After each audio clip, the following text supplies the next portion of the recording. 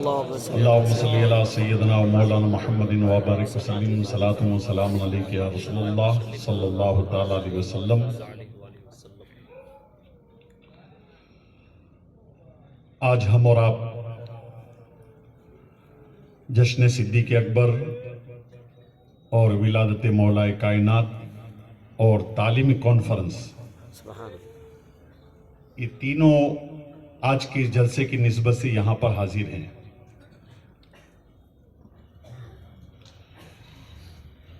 دارالعلوم شمس تبریز کی طرف سے جو مدرسے بالغان یعنی نوجوان بچوں کے لیے الگ الگ مقامات پر جو مدرسے چلتے ہیں،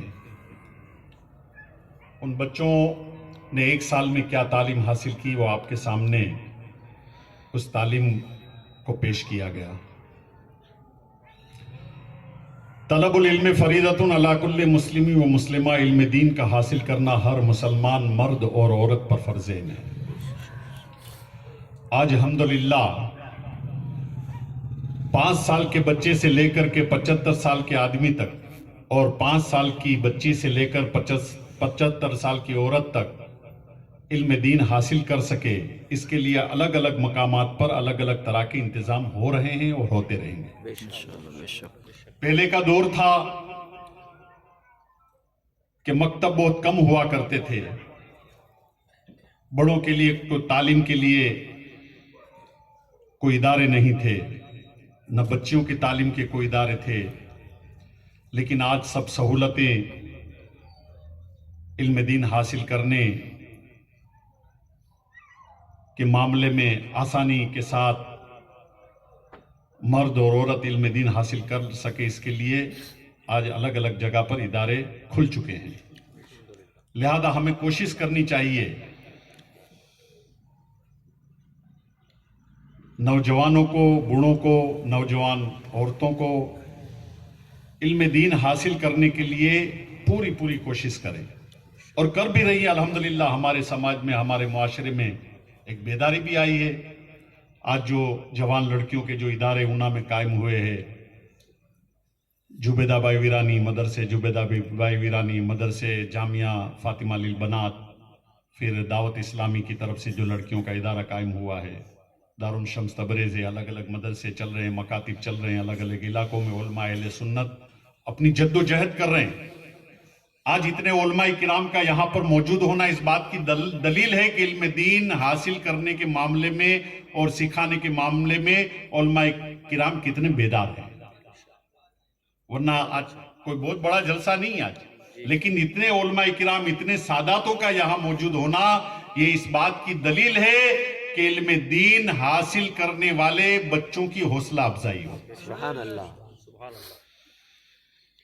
یہ جو بالغان کے مدرسے چلتے ہیں، جیسے مولانا جعفر صاحب نے کہا کہ حاجی محمد شفیع باپو کی ٹرسٹ کی طرف سے اس میں دیا جاتا ہے، کچھ نہیں دیا جاتا۔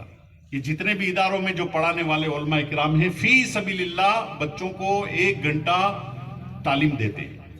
جو کچھ بھی دیا جاتا ہے وہ اتنا بہت زیادہ نہیں ہے، سیلری یا پگار کہ بہت زیادہ ہو کہ وہ جا کر کے اداروں میں محنت کرے، کچھ نہیں، خالی مختصر دیا جاتا ہے جس سے پیٹرول کا خرچہ نکلے۔ لیکن ان کا ذمہ داری کے ساتھ روزانہ 9:30 سے 10:30 تک مدرسوں میں پہنچنا، نوجوانوں کو تعلیم دینا، یہ اللہ تبارک و تعالی ان کو جزائے خیر عطا فرمائے، سب علماء کو، کہ اتنی جد و جہد آپ کے لیے کر رہے ہیں کہ علم دین عام ہو، ہر بچہ علم دین حاصل کر کے اللہ اور رسول کی خوشنودی حاصل کر سکے، اور قیامت کے دن جنت میں جانے کا ان کے لیے اسباب پیدا ہو جائے۔ اس کے لیے کوششیں کی جا رہی ہیں، اور الگ الگ علاقوں میں اور بھی ضرورت ہے اس بات کی کہ ادارے قائم ہو اس طریقے سے۔ بہت سے ایسے علاقے باقی ہیں جہاں وہ علاقوں کے نوجوان 2 بجے تک، 2:30 بجے تک موبائل لے کر کے چوراہے کے اوپر بیٹھے ہوئے نظر آتے ہیں، اور موبائل پر خرافات دیکھتے ہوئے نظر آتے ہیں۔ یاد رکھو ماحول کس طریقے سے ہو رہا ہے پوری دنیا کا، کس طریقے سے مسلمانوں کے اوپر، ہمارے اوپر کس طریقے کی آفتیں آ رہی ہیں، لیکن پھر بھی ہم نے اللہ اور رسول کو ابھی بھی مکمل طور پر یاد نہیں کیا. اور اگر اسی طریقے سے ہمارے گناہ بڑھتے رہیں، اللہ رسول ناراض ہوتا رہا، تو اور بھی کیا ہو سکتا ہے. اللہ تبارک و تعالی ہم سب کو محفوظ رکھے. فلسطین کے مسلمانوں کا حال دیکھ لیجئے کہ وہاں پر کس طریقے سے، لیکن وہ بہت جد و جہد کر رہے ہیں، بہت کوشش سے کر رہے ہیں، اور جامع شہادت خوشی خوشی وہ اپنا رہے ہیں. لیکن ہمارا تو یہ حال ہے کہ اگر کچھ ہو جائے تو اللہ ہی بہتر جانے. اس لیے اللہ کو راضی کرنے کی کوشش کیجیے، رسول پاک کو راضی کرنے کی کوشش کیجیے. اس لیے کہ حدیث پاک ہے کہ جب مسلمانوں کے گناہ بڑھتے ہیں تو اللہ تبارک و تعالیٰ کی طرف سے ان کے اوپر ظالم حکومت کو مسلط کر دیا جاتا ہے. اب یہ کب ختم ہو سکتی ہے؟ جب ہمارے گناہ کم ہو جائے، اللہ راضی ہو جائے، اللہ کا رسول راضی ہو جائے، تو یہ ظالم حکومت ختم ہو سکتی ہے. لہذا اللہ اور رسول کو راضی کرنے کے لیے کوشش کیجیے، قرآن کی تعلیم حاصل کیجیے، حدیث پاک کا درس لیجیے، اور مسجدوں کو آباد کیجیے. یہ ایک سجدہ جسے تو گراں سمجھتا ہے، 1000 سجدوں سے دیتا ہے آدمی کو نجات.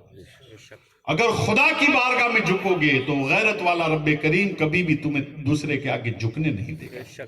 آج ہم در در کی ٹھوکریں کھا رہے ہیں، دوسرے کے آگے جھکتے ہوئے نظر آتے ہیں، ہاتھ جوڑتے ہوئے نظر آتے ہیں. اس کی وجہ یہی ہے کہ ہم نے خدا کے آگے جھکنا چھوڑ دیا.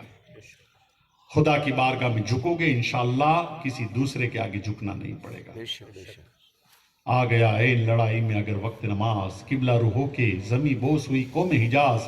ایک ہی سب میں کھڑے ہو گئے محمود و ایاز، نہ کوئی بندہ رہا نہ کوئی بندہ نواز. بندہ وہ صاحب و محتاج و غنی ایک ہوئے، رب کے دربار میں پہنچے تو سبھی ایک ہوئے. اس لیے رب کے دربار میں جاؤ اور اپنے ماتھے کو ٹیکو خدا کی بارگاہ میں، اور ماتھے کو ٹیک کر کے پورے عالم کے مسلمانوں کی جان مال عزت کی حفاظت کی دعا کریں. ورنہ حالات بہت ہی نازک ہے. ان حالات کا مقابلہ ہم اللہ کو راضی کر کے ہی کر سکتے ہیں، ورنہ گناہوں کی زندگی میں ڈوب کر کے اس حالات کا مقابلہ نہیں ہو سکتا. لہذا آپ کوشش کریں اللہ اور رسول کو راضی کرنے کے لیے. سیدنا صدیق اکبر رضی اللہ تعالیٰ عنہ اور مولا کائنات کی نسبت سے آج کا جلسہ ہے. آج ماحول یہ ہو چکا ہے، کچھ خارجی، کچھ رافضی، یعنی کچھ اہل بیت کے دشمن ہیں، کچھ صحابہ کرام کے دشمن ہیں. ایسے لوگوں سے، ایسے علماء سے، ایسے پیروں سے بھی بچنے کی ضرورت ہے. ہم صحابہ کرام کے بھی وفادار ہیں اور اہل بیت کی بھی وفادار ہیں. سبحان اللہ. نہ صحابہ کو چھوڑ سکتے ہیں نہ اہل بیت کو چھوڑ سکتے ہیں. اس لیے کہ صحابہ کرام کے بارے میں اللہ کے رسول نے ارشاد فرمایا، صحابی کالنجوم بأیہم اقتدیتم اہتدیتم. میرے صحابہ ستاروں کی مانند ہے، ان کی پیروی کرو گے تو ہدایت پا جاؤ گے. اور اہل بیت کے بارے میں اللہ کے رسول نے ارشاد فرمایا، اہل بیتی کسفینۃ نوح، یعنی میری اہل بیت نوح علیہ السلام کی کشتی کی طرح ہے، جو اس میں سوار ہو گیا نجات پا گیا. سبحان اللہ. اور پہلے کے زمانے میں جب رڈار نہیں تھا، جہازوں میں آج کل تو رڈار ہوتے ہیں، جس منزل کو پہنچنا ہے رڈار کے ذریعے پہنچ سکتا ہے. لیکن سمندر کے بیچ میں اگر کسی کو کنارے پر پہنچنا ہے تو پہلے کے زمانے میں رڈار نہیں تھا، ستاروں کو دیکھ کر کے کنارے پر پہنچایا جا سکتا ہے. گویا یہ دو حدیث کو ملا، یہ اہل بیت کو کشتی، نوح علیہ السلام کی کشتی بتایا ہے کہ اگر اس میں بیٹھو گے تو نجات کو پہنچ جاؤ گے. اور نجات کو پہنچنے کے لیے صحابہ کرام جو ستاروں کی مانند ہے اس کو دیکھنا پڑے گا. یعنی اہل بیت کی کشتی میں سوار ہونا پڑے گا، اور صحابہ کرام جو ستاروں کی طرح ہے ان کے اوپر نظر رکھنی پڑے گی تو تم منزل تک پہنچ جاؤ. سبحان اللہ. تو نہ ہم صحابہ کو چھوڑنے والے ہیں نہ اہل بیت کو چھوڑنے والے ہیں. اور جس نسبت سے یہ جلسہ ہے سیدنا صدیق اکبر اور ولادت مولا کائنات، جب اللہ کے رسول صلی اللہ تعالی علیہ وسلم ہجرت کی رات مکہ سے مدینہ جا رہے تھے، اور جب غار ثور میں اللہ کے رسول صلی اللہ تعالی علیہ وسلم نے پناہ لی، سیدنا صدیق اکبر ساتھ میں ہیں۔ سیدنا صدیق اکبر نے اللہ کے رسول صلی اللہ تعالیٰ علیہ وسلم سے عرض کی، یا رسول اللہ، کفار ہمارا تعاقب کر رہے ہیں، کہیں ایسا نہ ہو کہ 4 قدموں کے نشان دیکھ کر کے پہچان جائیں کہ یہ 4 قدموں کے نشان اس بات کی دلیل ہے کہ ایک محمد ہے، ایک صدیق اکبر ہے۔ لہذا یا رسول اللہ ایسا کیجئے، آپ میرے کاندھے کے اوپر سوار ہو جائیے، تاکہ صرف 2 قدموں کے نشان ہوں گے تو کفار کو پتہ نہیں چلے گا، اس لیے ان کو معلوم ہے کہ 2 لوگ نکلے ہیں، یعنی حضور بھی نکلے ہیں اور صدیق اکبر بھی ساتھ میں ہیں۔ لہذا جب 2 قدم دیکھیں گے تو کنفیوز ہو جائیں گے، واپس چلے جائیں گے، ہمارا تعاقب نہیں کریں گے۔ تو سیدنا صدیق اکبر رضی اللہ تعالیٰ عنہ نے حضور صلی اللہ تعالیٰ علیہ وسلم کو اپنے کاندھے پر اٹھا لیا، اور غار ثور، آج غار ثور میں جاؤ پتا چلے گا کتنا مشکل کام ہے وہاں پر، نوجوان بھی پیدل چل کر کے تھک جاتا ہے، لیکن سیدنا صدیق اکبر کی عمر تو زیادہ ہے، اللہ کے رسول کو اپنے کاندھے پر اٹھا کر اس وقت، آج تو سہولت ہے، کچھ سیڑھیاں بھی بنا دی گئی ہے، لیکن اس وقت تو سیڑھیاں بھی نہیں تھی، لیکن صدیق اکبر کا ایمان تھا، رسول سے ایسی محبت تھی، اسی لیے تو کہا پروانے کو چراغ ہے، بلبل کو پھول بس، صدیق کے لیے خدا کا رسول بس۔ سبحان اللہ، سبحان اللہ۔ تو اپنے کاندھوں پر اللہ کے رسول کو اٹھا کر کے غار ثور میں پہنچے۔ تو یہ ایک منظر سیدنا صدیق اکبر کی محبت تھی کہ اللہ کے رسول کو اپنے کاندھے پر اٹھا لیا۔ اور ایک موقع ایسا آیا جب مکہ فتح ہوا اور کعبے کے اندر جتنے بت تھے اس کو گرانے کے لیے اللہ کے رسول اندر تشریف لے گئے، لہذا ایک بہت بڑا بت تھا، ایک بہت بڑا جب بت تھا اس کو لکڑی سے گرانے کی کوشش کی، لیکن اس تک لکڑی نہ پہنچ سکی۔ تو مولا کائنات نے حضور سے ارشاد فرمایا، یا رسول اللہ آپ میرے کاندھے کے اوپر سوار ہو کر کے اس بت کو گرا دیجئے۔ تو اللہ کے رسول نے ارشاد فرمایا، اے علی تم بار نبوت کو نہیں اٹھا سکتے، نبوت کے بوجھ کو تم نہیں اٹھا سکتے، ایک کام کرو تم میرے کاندھے کے اوپر سوار ہو جاؤ۔ علی کو اٹھا لیا اور بت کو گرا دیا۔ کہنے کا مطلب کیا ہے؟ ایک سیدنا صدیق اکبر ہے کہ اللہ کے رسول صلی اللہ تعالیٰ علیہ وسلم کو اپنے کاندھے پر اٹھا لیا، اور ایک مولا کائنات ہے کہ اللہ کے رسول نے کہا تم بار نبوت کا نہیں اٹھا سکتے۔ یہ واقعہ کیا اشارہ کرتا ہے؟ یہ واقعہ اس بات کا اشارہ کرتا ہے کہ علی سیدنا صدیق اکبر کے رہتے ہوئے تم بار خلافت کو نہیں اٹھا سکتے، بار خلافت کو نہیں اٹھا سکتے، اس لیے جب تک صدیق اکبر ہے خلافت کے پہلے حقدار سیدنا صدیق اکبر ہے۔ اور مولا کائنات کو اللہ کے رسول صلی اللہ تعالیٰ علیہ وسلم نے اپنے کاندھوں پر بٹھا کر کے اونچا کر لیا۔ یہ اس بات کی دلیل ہے کہ مولا کائنات کو میں نے اپنے کاندھے پر بٹھا کر کے اونچا کر لیا، مولا علی کو کوئی گرا نہیں سکتا۔ سبحان اللہ۔ مولا کائنات کو کسی کی طاقت نہیں ہے کہ کوئی گرا سکے، کتنی بھی کوشش کی جائے، کتنا بھی فتنہ کر لیا جائے، کتنا بھی حسد کرے، کوئی بغض کرے، لیکن سیدنا صدیق مولا کائنات کو اللہ کے رسول نے اپنے کاندھوں پر اٹھا کر کے اونچا کر دیا، کون گرا سکتا ہے؟ تو صدیق اکبر کا مقام ایک طرف ہے، مولا کائنات کا مقام ایک طرف ہے، لہذا ہم سنی لوگوں کا کام تو یہی ہے کہ ہم صدیق کے بھی وفادار ہیں، مولا کائنات کی بھی وفادار ہیں، ہم صحابہ کرام کی بھی وفادار ہیں، اور ہم اہل بیت کی بھی وفادار ہیں۔ نہ ہم صحابہ کا دامن چھوڑ سکتے، نہ اہل بیت کا دامن چھوڑ سکتے۔ اور جن لوگوں نے ان دونوں کا دامن پکڑا، انشاءاللہ تبارک و تعالی رسول صلی اللہ تعالیٰ علیہ وسلم قیامت کے دن راضی ہو جائے۔ یہ جو فتنہ اور فسادات پھیل رہا ہے، صحابہ کرام کو اہل بیت سے دور کیا جا رہا ہے، اہل بیت کو صحابہ کرام سے دور کرنے کی کوشش کی جا رہی ہے۔ یہ رافضی، یہ خارجی جو مولا کائنات کے دور میں موجود تھے، اور اسی طریقے کا معاملہ تھا جو آج کل یہی معاملہ چل رہا ہے۔ اللہ تبارک و تعالیٰ اس فتنے سے ہم سب کو محفوظ رکھے۔ ہمارا کام یہ ہے، مولا کائنات نے سیدنا صدیق اکبر کی تعریف کی، سیدنا صدیق اکبر نے مولا کائنات کی تعریف کی، ہمارا کام ہے یہ رسول صلی اللہ تعالیٰ علیہ وسلم کے دونوں صحابہ ہے۔ مردوں میں سب سے پہلے ایمان لانے والے اگر سیدنا صدیق اکبر رضی اللہ تعالیٰ عنہ کی ذات ہے، تو بچوں میں سب سے پہلے ایمان لانے والے مولا کائنات کے ذات۔ اس لیے نہ ہم صدیق کو چھوڑیں گے، نہ علی کو چھوڑیں گے، اور نہ کسی صحابی کو چھوڑیں گے، نہ کسی اہل بیت میں سے کسی کو چھوڑیں گے۔ ہم اہل سنت والجماعت کا یہ دستور ہے. ہم اہل سنت والجماعت کا یہ عقیدہ ہے کہ صحابہ ستاروں کی طرح ہے, ان کی بھی پیروی کریں گے. اور اہل بیت نوح علیہ السلام کی کشتی, لہذا اہل بیت کی کشتی میں سوار ہو کر کے صحابہ کرام کے ستاروں کو دیکھ کر کے ہم راستہ طے کریں گے تاکہ منزل تک آسانی کے ساتھ. سبحان اللہ, بہت اچھا فرمایا. اللہ تبارک و تعالی ہمیں صحابہ کرام کی اہل بیت کی محبت عطا فرمائے, آمین مولائے کائنات کا وفادار بنائے, سیدنا صدیق اکبر کا وفادار بنائے. آمین. یہ شیخین میں سے سیدنا صدیق اکبر اور فاروق اعظم رضی اللہ تعالیٰ عنہ کی ذات شیخین میں سے ہیں. بے شک.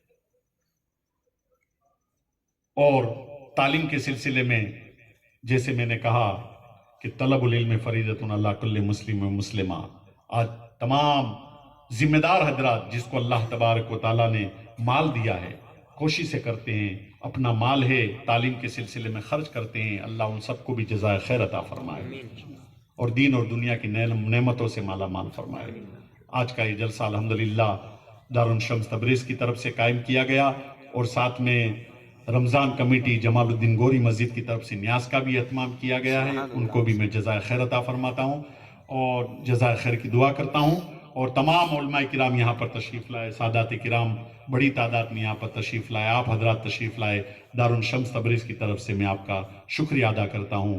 اور ایک بات اور کہوں گا کہ آئندہ سال اگر یہ تعلیمی جلسہ ہو تو اونا میں صرف 6 مدرسے نہ ہو بلکہ 4 مدرسے اور بڑھ جائیں اور 10 مدرسے کا اجلاس قائم ہو انشاءاللہ. ایک ہاشمی چوک میں بھی مدرسے کی ضرورت ہے, ایک تائیواڑے میں بھی مدرسے کی ضرورت ہے, کچھ الگ الگ علاقوں میں بھی مدرسے کی ضرورت ہے. وہاں کے نوجوانوں کو بیدار ہونے کی ضرورت ہے اور آپ کی بھی یہ ذمہ داری بنتی ہے. وہاں کے کوئی دوست احباب ہو, آپ بھی ان کو جو دین سے دور ہیں, جو اسلام سے دور ہیں, جو علماء سے دور ہیں, جو مسجدوں سے دور ہے, جو مدرسوں سے دور ہے, ان کو ساتھ میں لانے کی کوشش کیجیے, کیونکہ دوست دوست کی بات سنتا ہے, دوست دوست کی بات سنتا ہے. لہذا آپ کے جو دوست جو علم سے دور ہیں, نماز سے دور ہوئے, ان کو نماز کی طرف, علم دین حاصل کرنے کی طرف لانے کی ذمہ داری آپ ہے.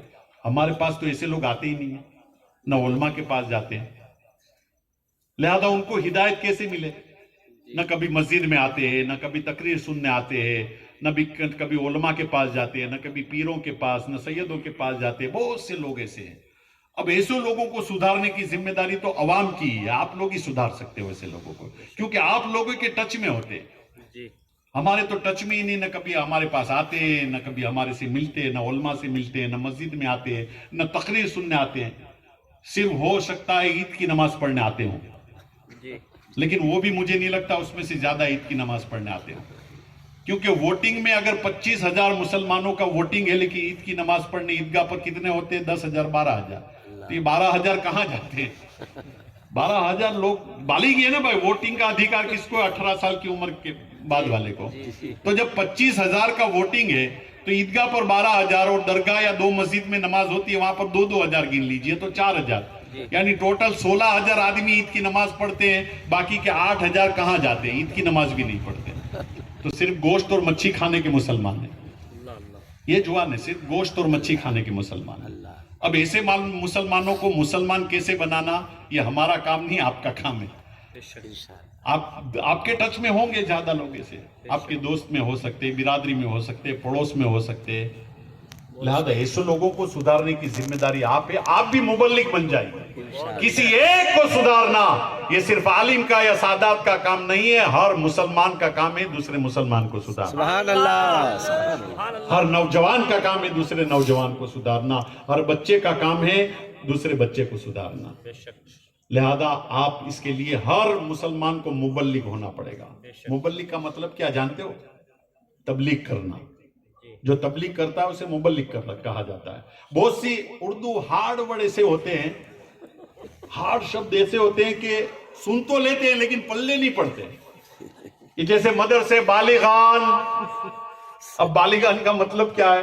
بالغان کا مطلب جو بالغ ہو گیا, جس کے اوپر نماز فرض ہوگی, یعنی نوجوان جس کے اوپر غسل فرض ہو گیا ٹک میں, اس کو کہتے ہیں بالغان.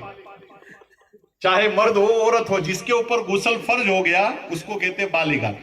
لیکن اب بالغان مدرسہ, ایک جگہ پر میں گیا تھا تو ایک جلسہ رکھا توسیع مسجد، جی اس کے متعلق جلسہ رکھا اور اناؤنسر صاحب کہتے توسیع مسجد کا پھالا ہے، توسیع مسجد کا پھالا ہے. اب بیچارے سب پریشان، یہ توسیع مسجد کون سی ہے؟ توصیف کی مسجد ہے کہ توفیق کی مسجد ہے؟ لہذا کوئی جواب ہی نہیں دے رہا ہے، کوئی اٹھ ہی نہیں رہا ہے، مجمع میں سے کوئی چندہ ہی نہیں لکھوا رہا ہے. پھر میں نے مائک ہاتھ میں لیا، جی میں نے کہا یہ بھائی مسجد ہے جو صابری مسجد ہے، وہ صابری مسجد تھی، جی وہ رینوویشن ہو رہی تھی، یعنی مسجد کو بڑھا رہے تھے. توسیع کہتے بڑھانے کو، توسیع کہتے بڑھانے کو، اردو میں کہتے کہ بھائی مسجد چھوٹی ہے لہذا اس کو بڑھانی ہے، اس میں تھوڑا سا حصہ اور شامل کرنا ہے. اس کا پھالا تھا بیچارہ، توسیع مسجد کا پھالا ہے. پھر بعد میں بولا بھائی یہ صابری مسجد کو بڑھانے کی ہے، اس کا چندہ ہے. پھر لوگوں نے چندہ دیا. توسیع مسجد. ایسے ہی ایک بزرگ تھے، وہ اپنے ایک مرید کے وہاں گئے. وہ مرید کے وہاں گئے، بیچارہ مرید بہت خدمتگار تھا بزرگ کا. صبح کا وقت ہوا، حضرت نے رات کو قیام کیا. صبح کا وقت ہوا تو حضرت نے، یو پی کے حضرت تھے، تو اردو میں کہا کہ بھائی عبدالستار، تو بولے ہاں. بولے مجھے بیت الخلا جانا ہے. جی اور اس نے عبدالستار نے کہا ٹھہریے حضور. اب بیت الخلا جانا، وہ تو گیا، 5 منٹ ہوئی، 10 منٹ ہوئی، حضرت بھی پریشان. یعنی بیت الخلا کس کو کہتے جانتے ہو؟ یعنی پاک خانے کو، سنڈاس کو، ٹوائلٹ کو کہتے اردو میں بیت الخلا. اب حضرت نے تو کہہ دیا عبدالستار کو بیت الخلا جانا ہے، 10-15 منٹ کے بعد ہے. حضور ٹیکسی آ گئی. تو پھر حضرت کو ہوا کہ کچھ گڑبڑ ہوئی. تو حضرت نے کہا کہ بھائی پاخانہ کیا ٹیکسی میں جانا پڑے گا؟ تو کہا حضرت پاخانہ جانا ہے وہ تو گھر میں ہے، تو پھر ٹیکسی کیوں لے کے آئے؟ سمجھا کہیں درگاہ پہ جانا ہوگا، جیسے بیت المقدس بیت اللہ ہوتا ہے نا، تو وہ سمجھا کہ کوئی بڑی درگاہ ہوگی، بیت اللہ بیت المقدس، تو کہا بیت الخلا کے لیے ٹیکسی لے کے آ گئے. تو اردو میں کبھی کبھی گڑبڑی ہو جاتی ہے. اس لیے علماء کرام سے بھی میں گزارش کروں گا جب بیان کریں تو اسے ہارڈ شبد نہ استعمال کریں کہ بعد میں بیچارہ وہ کنفیوز ہو جائے کہ کیا بولا مولانا صاحب نے. تو اللہ تبارک و تعالی ہم کو علم دین حاصل کرنے کے لیے کی توفیق عطا فرمائے اللہ تبارک و تعالی. اور آج کی اجلاس کو آپ حضرات شامل ہوئے، اللہ سب کو دین اور دنیا کی نعمتوں سے مالا مال فرمائے، سب کی روزیوں میں برکت عطا فرمائے، سب کے کاروبار میں برکت عطا فرمائے. السلام علیکم ورحمۃ اللہ وبرکاتہ.